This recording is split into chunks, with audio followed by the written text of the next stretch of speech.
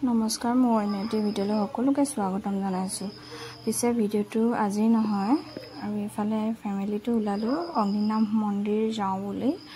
আৰু এইফালে দেউতাকক ক'লোঁ চুলিখিনি ফনিয়াই দিয়াচোন দেহাজনীক, আৰু দেউতাকে চুলিখিনি ফনিয়াই দিছে ছোৱালীজনীক।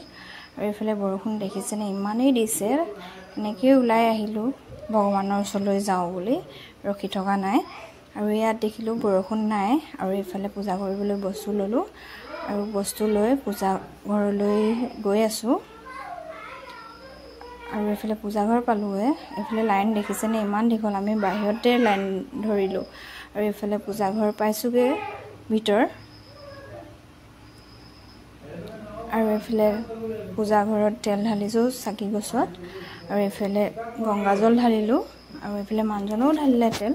ঢলাৰ পাছত শিৱলিংগৰ ওচৰত প্ৰাৰ্থনা জনাওঁ বুলি সেৱা লওঁ বুলি বহিলোঁ গোটেইকেইটা, মা মই দেহাজনী আৰু ভাইটি মানুহজন বহি লোৱাৰ পাছত সেৱা ল'লোঁ। সেৱা লোৱাৰ পাছত বাহিৰলৈ আহি প্ৰসাদ দিলে, প্ৰসাদ খালোঁ। প্ৰসাদত ক্ষীৰ আছিলে, আৰু ক্ষীৰ খোৱাৰ পাছত বাহিৰলৈ ওলাই আহিলোঁ। ভিডিঅ'টো ইমানেই, বাই বাই। ভাল লাগিলে ছাবস্ক্ৰাইব, লাইক, কমেণ্ট কৰি জনাব কেনেকুৱা লাগিলে ভিডিঅ'টো চাই। Bye bye.